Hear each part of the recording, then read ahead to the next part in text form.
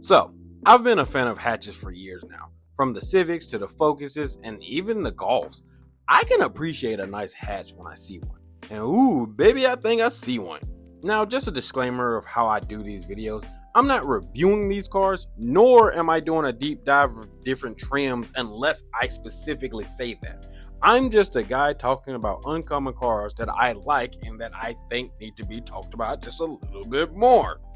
I am not an expert. I am not a guru. I am just some idiot sitting in a room talking to himself about cars that I like. And that's it. If you want to watch somebody do deep dive for these cars, watch some of the videos that are in this video. I listed the videos down below. They do deep dive and reviews and everything that you need to know. All the stats, all the nooks and crannies, everything. I'm not here to do that.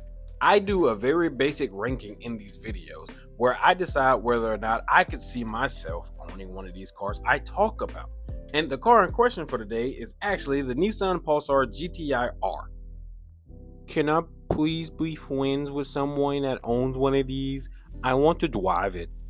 This car looks like a ton of fun to drive, and one of the main selling points of this car is that it was an all-wheel drive car. It had front-wheel drive, but when you got going, it kind of engaged into all-wheel drive.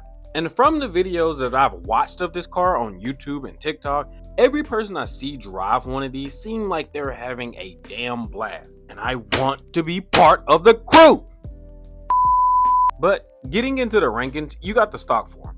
The stock form of the Pulsar is basic, but in a good way. For this to be a car that was being made around the same time or with the same relations to the R32, hence the nickname Mini Godzilla, this car base form does have flair to it, but flair enough just for a car enthusiast to really notice it. Because to a non-car enthusiast, they probably just think it's another Honda Civic.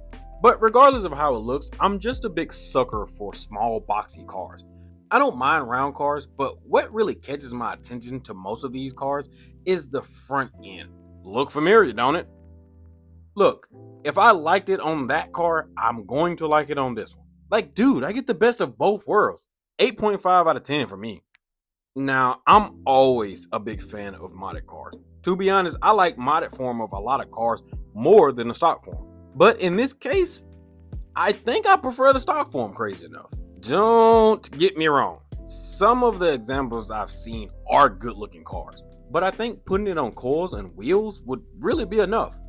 If I ever was to get one, I probably wouldn't do too much to it, so I'd have to give the modded form a 7 out of 10.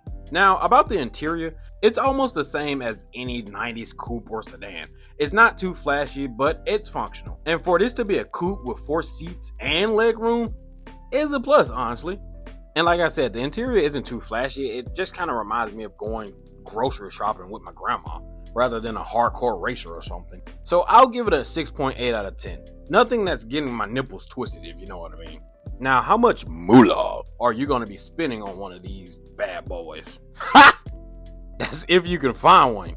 So with this car, they didn't make too many of them, so it makes sense for it to be really rare to find one. But for today's standard, the price isn't crazy to own, but you're not really gonna catch any deals with these cars, especially not for less than 15K.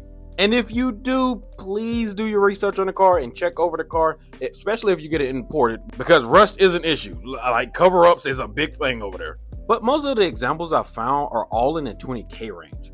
And I don't think you're really getting any bang for your buck, so I'm gonna have to give this a 4 out of 10. But despite the price point for this car, I'd still have to give the overall vibe for this car a solid 7.5 out of 10. And honestly, that's a good thing coming from me. It's a great car from the reviews and things I've seen, but I think my rankings for this car would honestly change if I was to actually cruise in one of these cars. Hint, hint. But with everything that I've seen and everything I've observed, besides the internal technical standpoint, the Pulsar really is just another hatch with a different style. And that's not a bad thing. But it does leave a little bit more to be desired for me at least. I still think these cars are really cool cars, and I wish people would talk about them a little bit more. But I understand why they're not with how rare they are to see or to snag.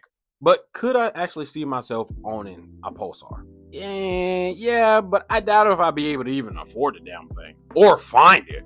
But I can't say I wouldn't want one for the simple fact that I do love hatches. But I don't think I have the desire to own one. You know what I mean? No? Okay.